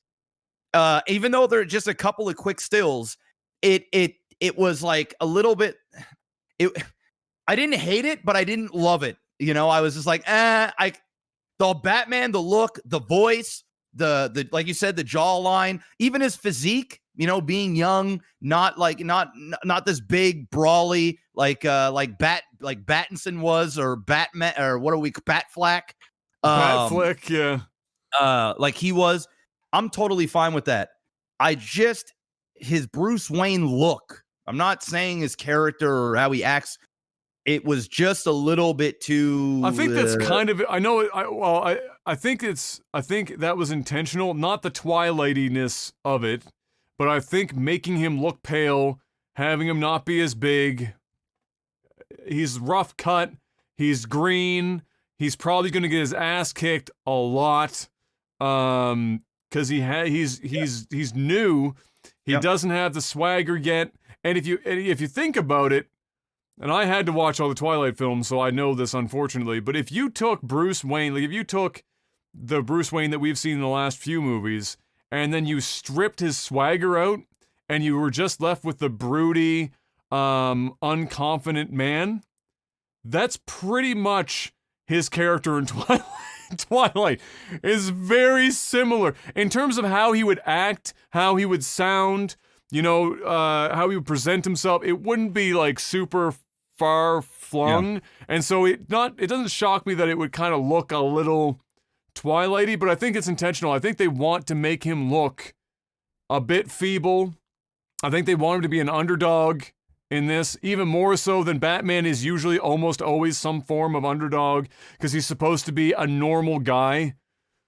Most of the time, he's got the plan. Batman's superpower is his brain, right? Like he's got his bat belt, and the fucking utility belt, and the fucking whatever else, and this is his brain. And he's got a contingency plan for everyone in the fucking Justice League. He's got like secret shit for for fucking Superman if he needs to take him out. Like That's his superpower. So I think that's probably intentional. It's just unfortunate that his character in Twilight is very much what that would look like in that regard. But it looks so good. Yeah, that's the only thing that I questioned. But the thing is, I don't even question all that much because we haven't watched the movie, and I'm sure there's going to be a progression. And from what I'm hearing is they want to do a trilogy with this specific Batman. So, we could be just getting infancy, literally a year and a bit in, and then we're going to see a gradual progression. And, hopefully at some point we do get a more confident Batman. I would love a trilogy with Pattinson having the growth of Batman into the confident Bruce Wayne, into the swagger, growing into that. I think that'd be fucking awesome. Yep. And it would be very satisfying versus just seeing mostly a trilogy of Batman already being Batman and not having much of an arc character wise across the films. I think that would be good. I'd be there for it. It looked amazing. I'm all for it. I knew he was gonna look great, and I think only 25% of this film is actually filmed. I think they're going back into production early next month. So they still have lots of this thing to film. It looks super promising. I'm liking what DC is doing. Just in general, DC is looking good. In other Batman news, the Flash movie coming in 2022. We did talk about rumors about Michael Keaton possibly being in there and Ben Affleck. Confirmed now, Michael Keaton and Ben Affleck going to be playing different versions of Batman or Bruce in that movie to tie in the Flash into the greater, universe of DC. And so there you go. You're going to see Michael Keaton partially back in his role. That's my mom's favorite Batman. She was saying this the other day, and I was like, well, you might see him partially as a Batman. And so yeah, that was interesting news. Next up, the Snyder Cut Justice League trailer finally dropped, so we get to see that. And Snyder chose to be a pompous jackass in this trailer by putting the music over top of it that he knew that everyone that's ever made fun of him for putting Leonard Cohen music in virtually every fucking project he's ever done over top of the trailer. And as a juxtaposition to the trailer, it made no sense. It was just listening to Hallelujah for the 958th time as that song is brutally beaten into the ground by everyone trying to be artsy. But other than that, I mean, it looked like the fucking Justice League. Yeah. I mean, it's the Snyder Cut. It's the one that after the studio just fucking cut it to all fuck. We're actually getting his realization. Apparently, there's hours and hours of stuff they filmed. Yeah, we're getting it, I think, in episodes on HBO, I think. I don't remember how they're... He got in an argument with somebody. I can't even remember who it was, but Snyder got in an argument with somebody on Twitter about this thing. Yeah, it's all that, yeah. And he was like, this movie isn't for you. This is a movie for adults. To which I sat back and went, my God, man, what do you fucking think you're doing right now? You're making a fucking Justice League movie. Let's be real here. You can mature superhero films, but at the end of the day, you got motherfuckers strolling around in spandex and shit. You're making a movie in a genre that is targeted primarily at children, unless you're going full rated R Wolverine. It's just not fucking for. It's Snyder. He's always been a bit up his own ass, so it's not surprising to me that we got the Hallelujah trailer and the fucking Twitter argument. But somebody replied with that Lonely Island fucking I'm an adult moment from I'm on a boat. He's like throwing that shit on the ground. The fucking yeah. Anyway, that was fucking hilarious. I'm an adult. It's just like fucking Snyder. Come on.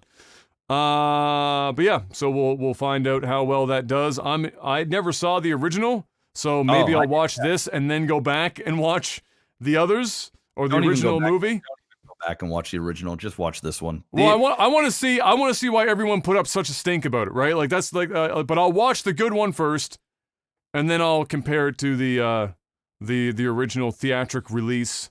I wonder if this is going to go the way of Star Wars, where eventually the original theatrical release won't even be fucking available anywhere, and they'll just put that into a furnace and burn it, and never allow it to see the light of day again. I just thought of that because Em and I were watching The Return of the Jedi the other night. Classic. But it's the one that's on Disney Plus is the one where they like added CGI, added different scenes, all that stuff, which I was explaining to her. I was like, I had the original VHS tapes. It's like, this isn't in the original. This was all animatronic, which by the way, looked 1,000 times better. Why the Sarlacc pit had to be CGI'd is fucking beyond me. Stuff like that. The only thing that I said, and I said to her at the end of the movie, that I was okay with was them retroactively adding Anakin to the 3 guys standing next to Luke at the end, Force Ghosts. I was like, that makes sense to add that. Everything else, fuck no. Leave it as it was. But that's what I'm wondering now is like, is this kind of Snyder Cut going to become it? No. This is going to be a completely different experience. This is going to be. No, I mean in terms of like, does the studio in the future like this? Is this the canonical one? And then they ignore the original. It's just two separate. I think they're just two separate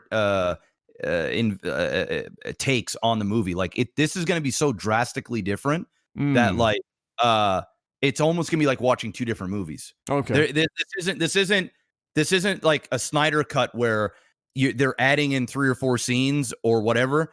The like big plot points are being changed. Like people are being added that were just completely like retconned out of the first one. They're going deeper into story and on characters that just got fucked.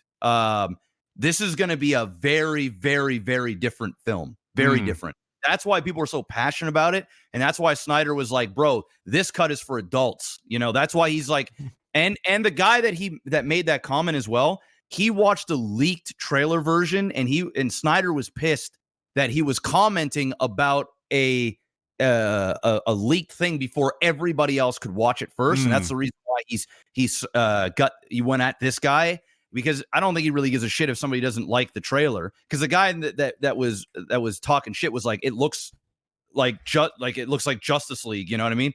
And the guy was pissed up, and Snyder was pissed because the dude essentially commented publicly about it by watching a version that the studio didn't release yet. So he was pissed off about that. Yeah, I understand that. I mean, it still looked like Justice League. The trailer didn't really, it's supposed to. It is Justice League. It's Justice League. So, yeah. I mean, it's not exactly a comment that gave away a hell of a lot. It's like, what a shocker. A Justice League trailer that kind of looks like the Justice League. Would have been a little bit scarier if it didn't. Next up, we've got Black Adam trailer also dropped, although I say trailer very loosely as it was more or less like a concept art moving, fucking art trailer thing, because I don't think they have any actual footage yet that they want to show, or they've just not straight up fucking started filming yet. So it was The Rock's voice over top of like some art moving around and whatnot, but there you go, confirmed Black Adam, The Rock, the whole shebang. Will we get a Black Adam, The Rock, Dwayne The Rock Johnson versus a Henry Cavill Superman? One can only hope. Probably not, but you never know. And then after that, one can only hope this doesn't happen. Live action Powerpuff Girls is apparently in development for the CW network. No, I'll pass. Who comes up with that idea?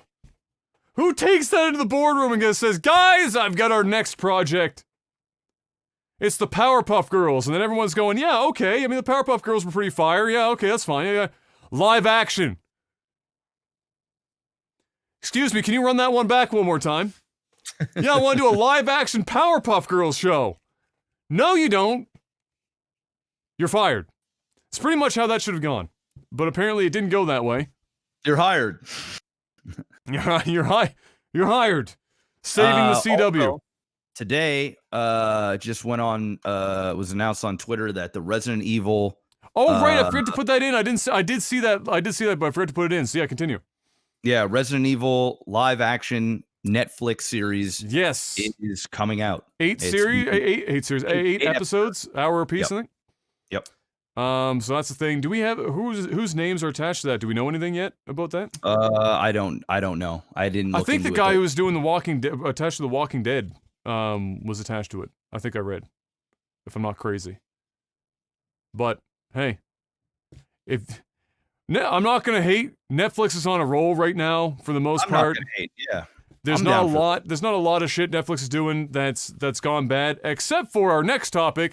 Netflix has canceled Altered Carbon. I'm so happy I didn't continue watching that show because it looked dope, and I watched the first episode, and I was like, "This got potential," and then I just never watched it again. So here's Now the it's thing: gone. the first season is pretty fucking fire. The second season, which I didn't watch, much like True Detective, we're gonna pretend it never happened. There was an enormous amount of promise in Altered Carbon, and after seeing the first season be as good as it is, which is rare for the first season of literally anything like that to be as good as it is, I had no right, pretty much.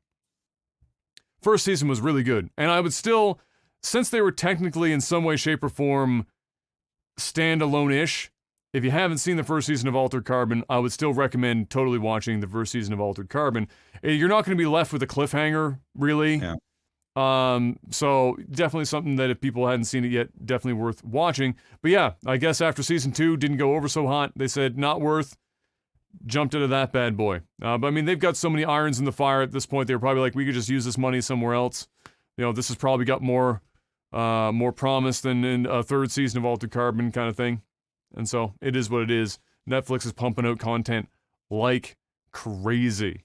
Yep. Like crazy. And I'm still looking very much forward to, And quality stuff too, man. It's not like Netflix is putting out some hot garbage. yeah. The vast majority of the Netflix original stuff, like it's getting to the point now where like a Netflix original is starting to have some weight to it. You know? Yes, exactly. Well, I mean, The Devil All the Time that we watched the trailer last week looks really good. Yeah.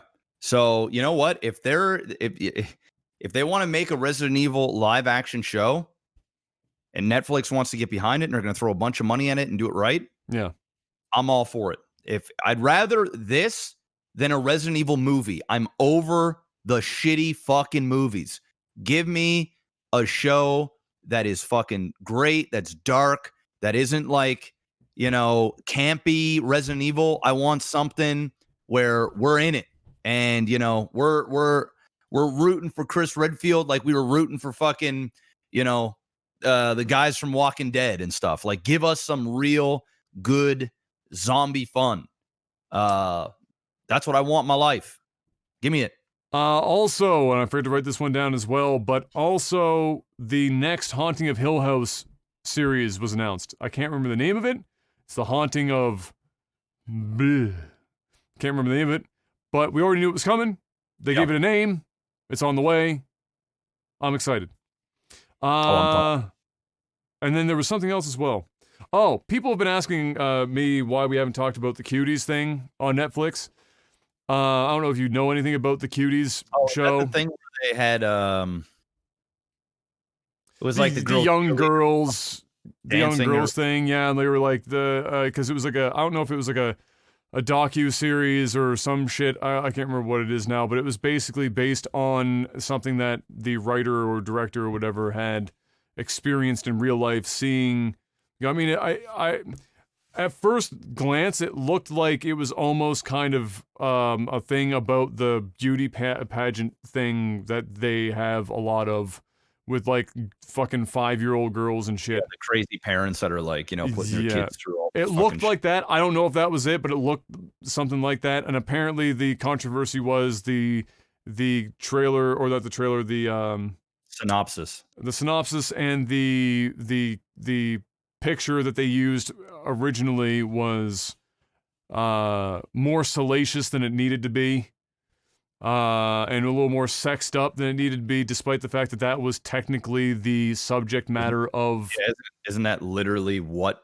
Yeah. I haven't read enough of it to be able to say whether or not I should be upset about it, but the reality is for me, is that shit is a thing. It's big in the States, in a number of places. I think specifically more into the south, in some of the southern places. It's fucked up. Yeah. If this is, and I don't know, but if this is a series on that to expose the realities of that shit and discuss it so that, because it's like something that like almost comes up just once into the blue moon, it's like TLC had shows about it and shit or whatever in years gone by. Then I don't like. Is it uncomfortable that they had that picture? Yes, but that was the entire fucking purpose, as far as I know. If that made you uncomfortable, the show is probably going to make you super uncomfortable. Yes. When you take a 7-year-old girl and you cake her with fucking makeup and you put her in clothes and they're prancing around on stage, that ain't for me, dog. That shit just isn't for me. So I saw that shit like on Netflix, and I didn't think anything of it, honestly. But once again, I might be ignorant to the subject because I don't know what the content is in that.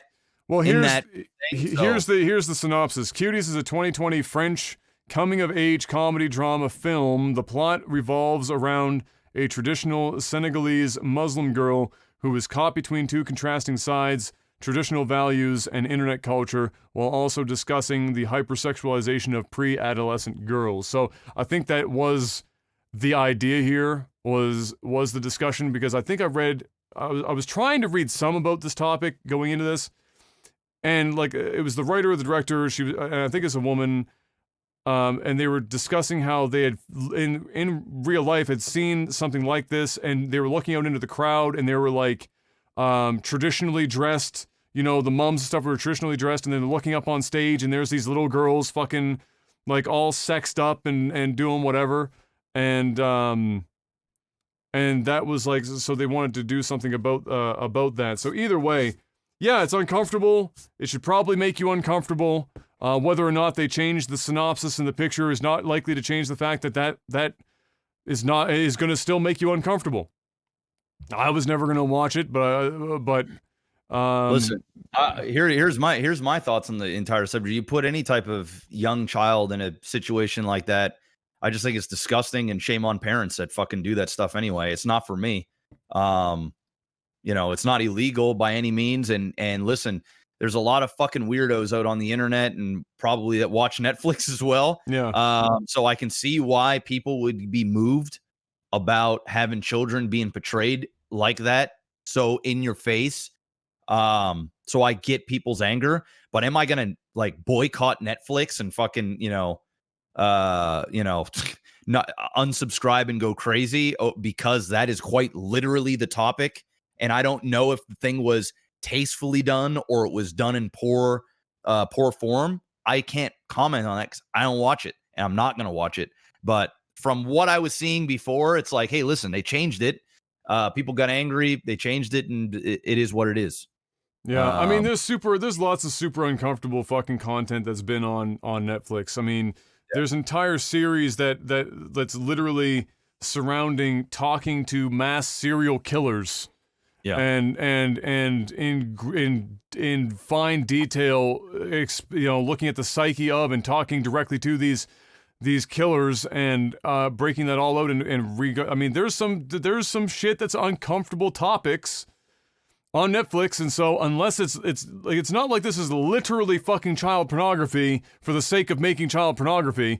So I feel like it might have been a bit of a stretch as to how people were reacting to it, but it's always going to be tough when there are young kids involved. I mean, I get it. People are going to be on top of that real quick, in terms of really wanting to make sure that if it's going to be done, that there is some decorum there, and obviously that a lot of people felt that there was zero decorum to be had there. So there you go, Mr. Black. It's time for tech support. Patreon.com/LagTV is the place that you want to be if you want to financially support the podcast, and for $10 plus a month, it gets you into the prestigious group that is allowed to ask us, the arbiters of everything, honestly, as you know, questions, and we answer them to the best of our abilities. Patreon.com/LagTV. Like Jeff said, we're looking for 360. We're 355. Let's hit the 360. since Mr. Black just had to go and do a quick washroom break, it seems. I'll see. Oh, I can answer this right now. Paul asks, where's my Cooking Mama news at? Damn it, Paul! Like I said earlier, I haven't seen any. If there is new Cooking Mama news, I haven't seen it. I can only hope and dream of the day that comes where we get more Cooking Mama news. I think we could all use some Cooking Mama news in our life. It would certainly make mine better. Let's see. Will asks, other than Star Wars, what's your favorite duel with swords or other melee weapons? I'm guessing he means in like movies or television shows. So other than the Duel of Fates kind of thing, is there another scene that's with regular swords or something else that stands out to you that you enjoyed?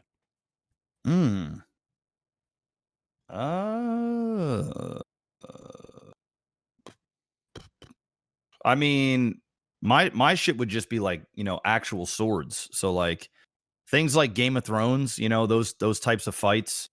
Kale and I are watching The Last Kingdom right now. We're on season 2. Same with like Vikings, like those types of shows.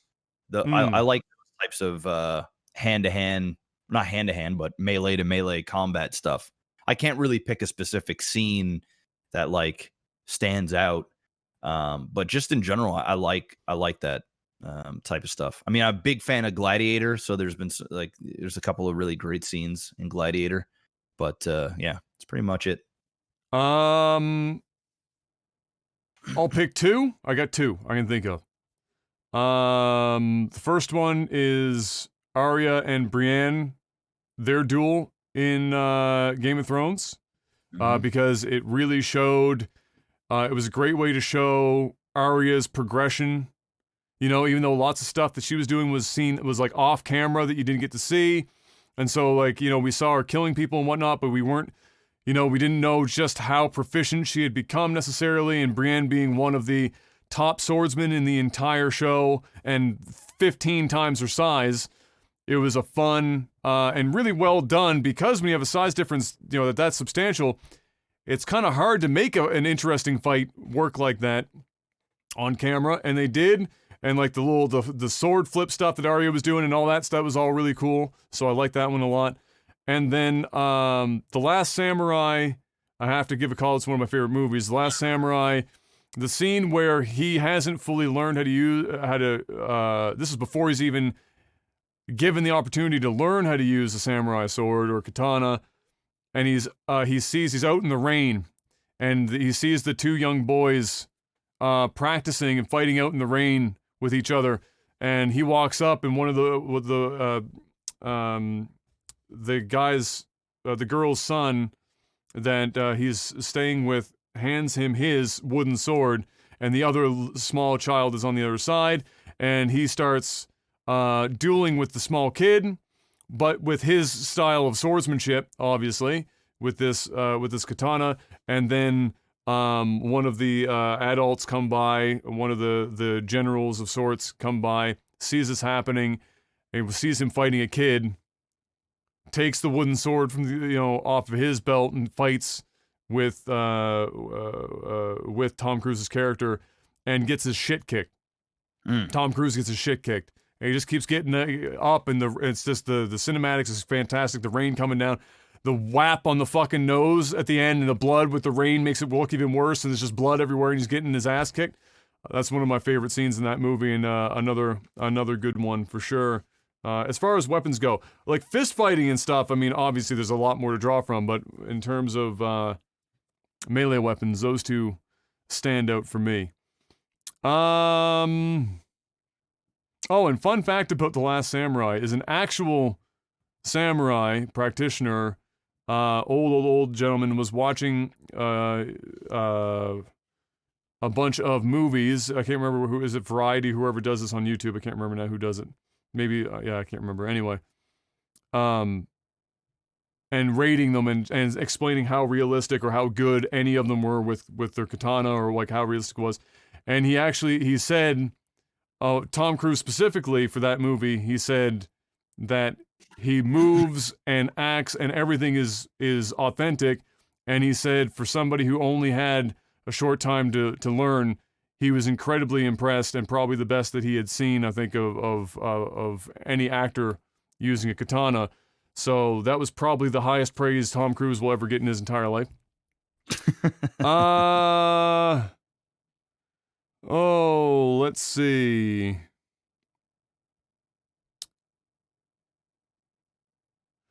Jorbach asks, with summer winding down, what's something you're already dreading or going to miss? I mean, the fact that the summer is already winding down fucking pisses me off because I didn't really get to do anything. And not that there was a lot that you could do anyway right now, but like it just annoys me that it's already kind of coming to a close. I'm not looking forward to COVID winter time. At all, like whatsoever. The only upside is that with everyone wearing masks, the regular flu season is probably going to be annihilated. Where, unless you're really terrible about washing your hands and stuff, actually having the flu is probably going to be pretty minimal this time around, just by proxy of what everyone else is doing. But like, I'm not looking forward to being trapped inside even more. I already feel trapped inside with the pandemic as it is. Even if you can go outside and walk around, it still constantly feels like you got to be on your guard 24/7. So, getting in the wintertime, I'm not looking forward to that at all. So that's probably it. One of my small enjoyments in life is getting up and going out on the back deck for about 5 minutes before fucking going down to stream and having the sun. And in the backyard, we've got like a rock that's exposed that has a divot in it that water collects in, and it's like a fucking, every bird in the area uses it as a bird bath. And it's like you get this little slice of nature and you get some fucking like out of reality shit, or like into reality, I should say, out on the back deck, soak up the sun, see some animals and shit, smell some fresh air, go inside. Wintertime comes, you might go out and see the sun, but that's about all you're gonna see. The sun and many feet of snow, and the reminder that that COVID is still a fucking thing, and you gotta battle through that shit. Those are the things I'm not looking forward to personally.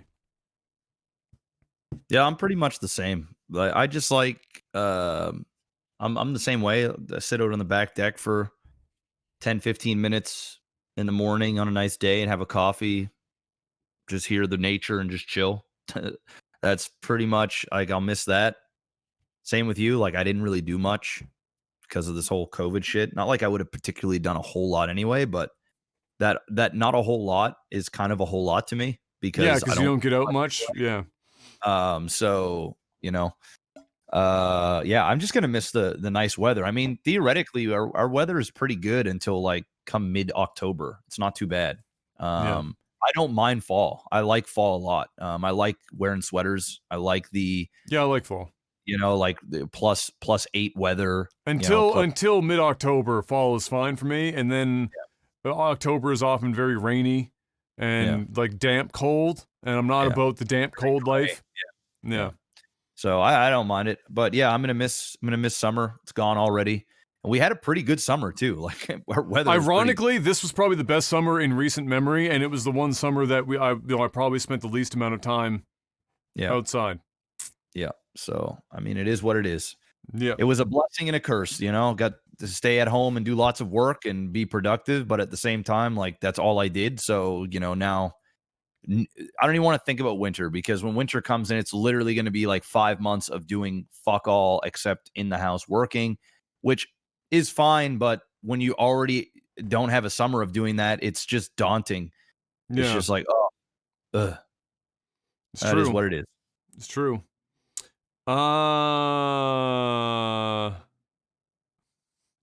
This is a very interesting question because the math doesn't quite add up.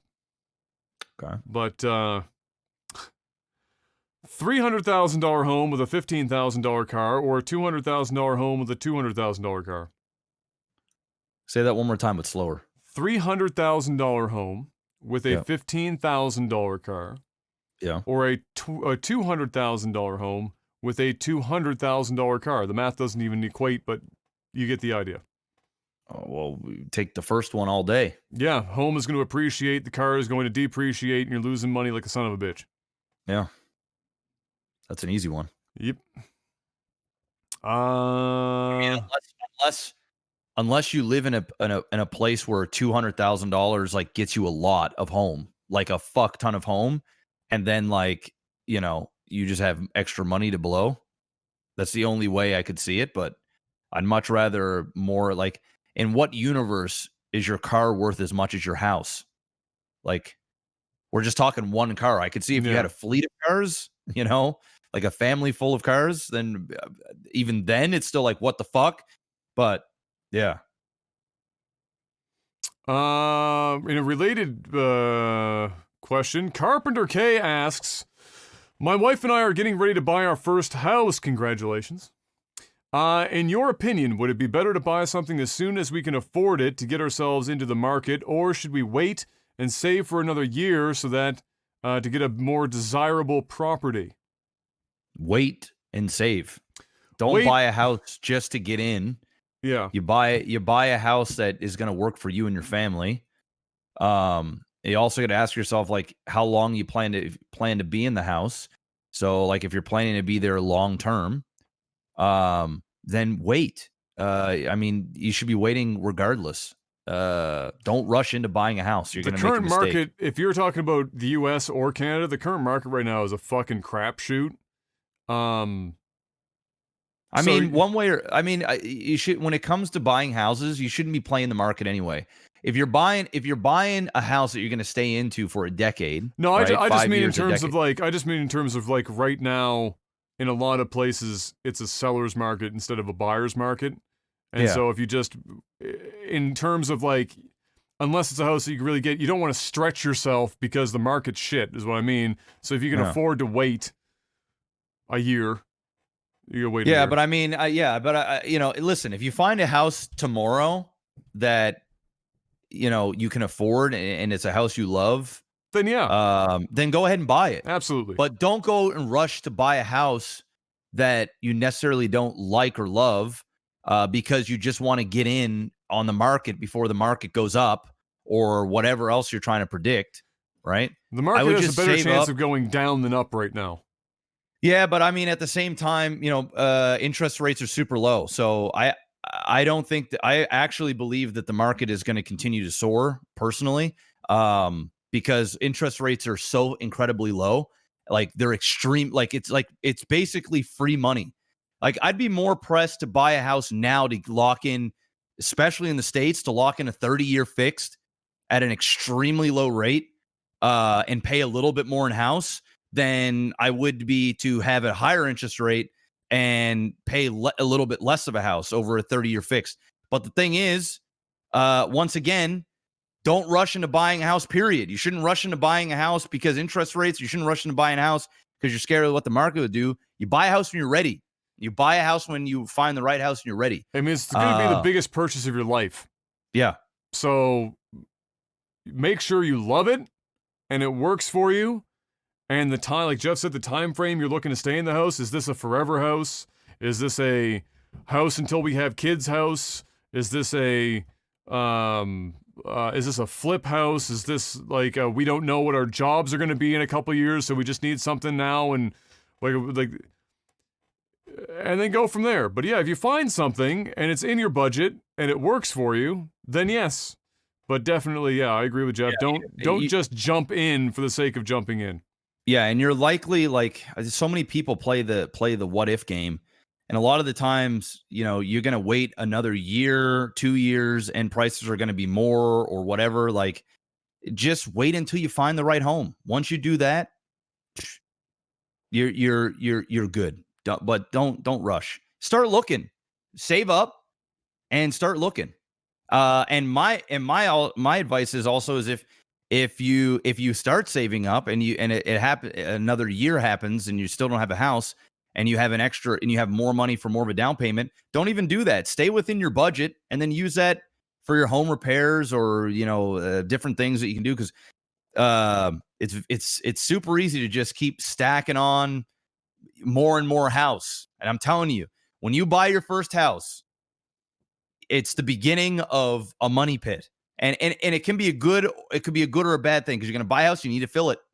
And then if you go, oh, well, we saved for longer, now we can afford to buy a bigger house. Well, now you're going to have to afford to fill a bigger house, right? So just be smart about it.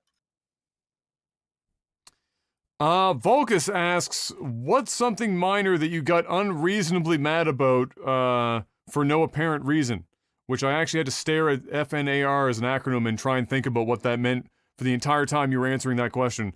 And I just got it now. So thankfully, what is something minor that you got unreasonably mad about for no apparent reason? For example, you forgot your lunch at home and got mad at the entire fast food industry after you bought your lunch.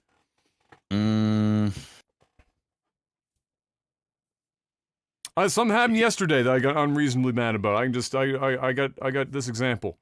I was coming home from physiotherapy yesterday and stopped in at Timmy's to get a few ice caps, and one for me, one for Em, and one for Dad, and got that, and we were drive back to the house, get inside, handing out ice caps. Everyone's excited. I'm talking to Mom or Dad in the kitchen. I can't remember, or maybe it was both. And Em walked up behind me. And while I was just in the kitchen doorway, Em walks up behind me, and she had her ice cap in her hand, and I saw her to the corner of my eye behind me, and I turned around to see her, and when I turned, her ice cap was like right behind my arm, and the ice cap dropped, hit the garbage can, went fucking everywhere on that side of the kitchen, and she had just spent the afternoon mopping the floors, like Em had just mopped all the floors, and my immediate reaction was incredibly pissed, and I punched the fucking countertop. Fucking just wham! I bruised my knuckles a bit, but I punched it. Unreasonably upset about the situation. Literally nobody else in the room was upset about what had just transpired. But the moment that hit the floor and I knew what happened, unimaginably salty. And so that's an example. Sheesh, Adam's got a little pent up rage going. I'm not gonna lie. This year has been a challenge for me to not just be super angry 24 hours a day, 7 days a week. I'm not gonna lie. I find it very hard. I empathize with people a lot. I find it very hard to not be angry with a lot of the shit that's going on right now, even though I'm avoiding the news like the plague. You can't avoid it forever. You eventually get it in some form. Somebody brings it up, you find out about it, and then I'm just ready to kill people all over again. I don't really know what I've been super angry about recently that, like, I shouldn't have been super angry about. I mean, I got really fucking pissed off and hit my desk when I had the Microsoft update. And that's warranted. It's warranted though, and it fucked all my audio settings, and I had to like restart my stream and like change a bunch of fucking shit. And then I had to change it every time I restarted my computer until eventually it just magically stopped like fucking my settings every time I restarted the computer. But I think that's warranted. Jeff, you look depressed. Are you okay? I'm fine. Tell you I was depressed. I'm feeling fine. Okay, just chat, just chat things. Yeah, that was not me asking that question. Let's see if we can get one more in here. Fall Guys. I mean, yeah, I got pretty pissed off at Fall Guys the other day, yesterday when I got to the final round and some dumbass but once again, it's warranted. He just grabs me and suicides off the fucking cliff with him. I'm like, what the fuck are you doing? Some people play that game just to stop other people from winning. That's totally a thing.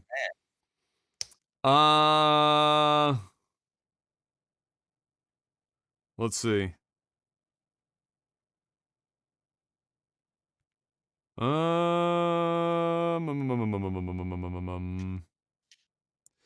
Mark Furry asks, what's the last time you totally bluffed someone, like poker, but real life? Totally bluffed someone. I don't tend to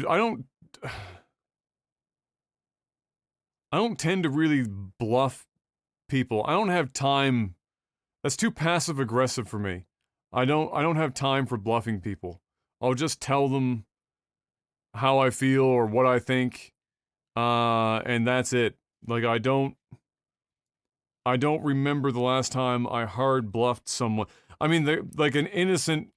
There's one that was like an innocent example, I suppose, where when M was still studying for her RN license exam, and she had been telling me that they had a practice exam that she needed me to take her to that was before the real exam, and or whatever, and I was like, okay, that's fine, and like apparently her idea was that she was gonna surprise me by telling me that it wasn't a practice exam, that was her real exam. Mm. But I knew that immediately because I had already known the date of the actual exam previous to that, and she was just like doing it for the surprise. But I didn't want to take that away from her, so I just played along Good for guy, like Adam. the Good week, guy. the week or whatever it was, week or 10 days. And when she got back and she was like, "So I have something to tell you," and I was like, "I know, that was the real exam." And that was it. That was probably the last time, but I don't, or the last time I can think of. But like I really just don't. I don't have time for bluffing people like that. You know, just tell them how it is. I mean, I mean, I guess like I don't know if you want to call it bluffing, but just like the art of negotiation. I've Sure.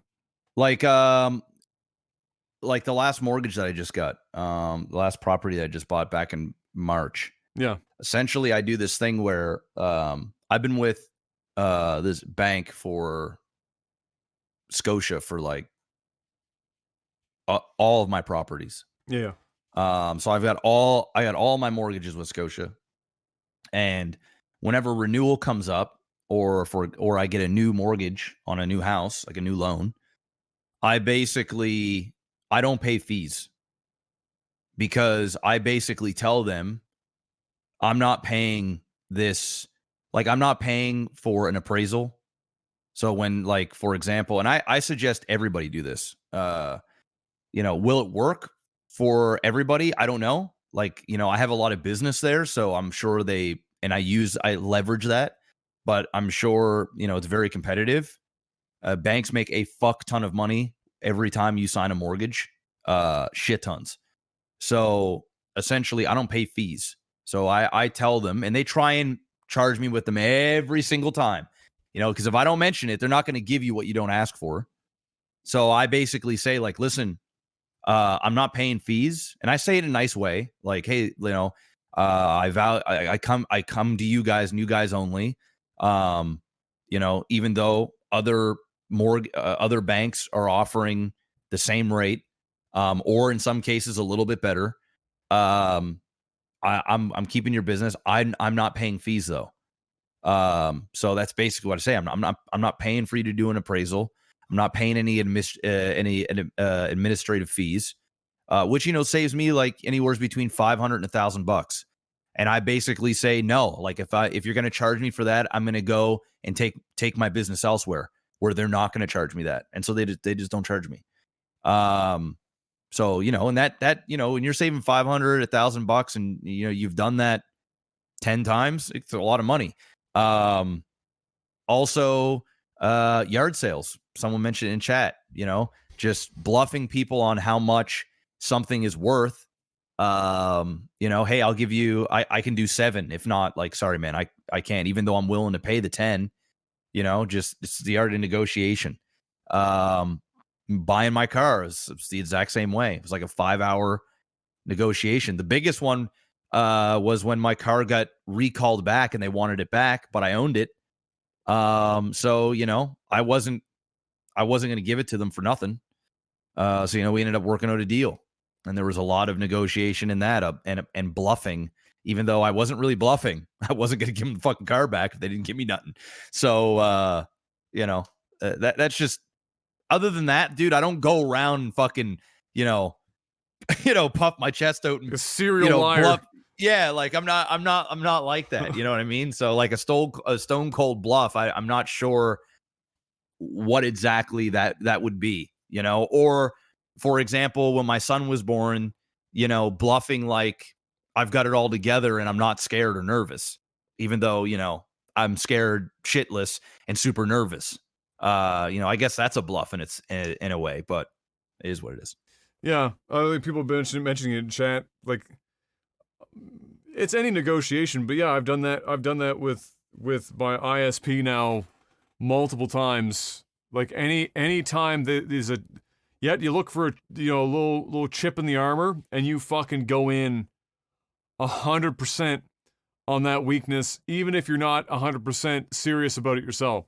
So like, I mean, I don't think I've paid full price for my like internet cable telephone package for about 4 years now. I need to do that, man. I'm paying way too much. My shit's like $260 a month or some shit. Bro, I have got the full Monty for 180 in tax right now. Yeah, see, you're fucking crushing it, bro. I'm just And getting that's good until next year sometime. Yeah, see, you're fucking me here. You're saving $1,200 a year on my ass. I'm Now- sitting here. Now, mind you, it did require them to have a number of fuck ups on their own Yeah. end. Yeah. And for me, like I said, to weaponize that for sure. But one I have in the past called them up and said, I've been a customer with you for a really long time and I'd like to keep giving you my business. Your competitor is offering me basically the same shit for this much money a month. I'm not asking you to get all the way down to that because that's a promotional price. But what can you do for me since I can just make this change tomorrow? And 9 times out of 10, you end up with customer retention, and they'll cut you a deal that normally, in this case, like if you were to call for your stuff, save you $20-$40 a month. You're like $400 or $500 a year. Like it adds. Adam, this is what I'm gonna do. All right. This week, before this next podcast, I'm gonna call up Bell and I'm gonna see how much I can save on my bill. That's what I'm going. Make it happen. I'll tell you guys how it went. I'll tell you if my bluff worked, and then I'll tell you how much money I'm saving, if any. I believe it'll happen, bro. Look, if I can talk my 67-year-old aunt through how to do it to negotiate for her side, and she got the same treatment with a different ISP, but it's the same tactic every time. It's not hard. You save yourself a ton of money. The longer you've been with one of them, easier it gets. You just because they want to retain you. Because they might be losing. I mean, that tells you what their margin is right off the bat. Insane. Yeah, it's insane. Bonkers margin. So I'm excited to hear how that goes. But that's for next week. And for this week, that's going to be it for the Technical Alpha Podcast. Thank you guys so much for stopping by and watching this live. If you have, thank you for listening or watching on YouTube or iTunes or wherever else you've been catching this. Hit the like button and comment on YouTube whether you watch it there or not if you're looking for a way to help us out for free dollars and free cents. And we'll see you guys next week. Thank you so much. And until then, stay safe out there, guys. Peace. Peace.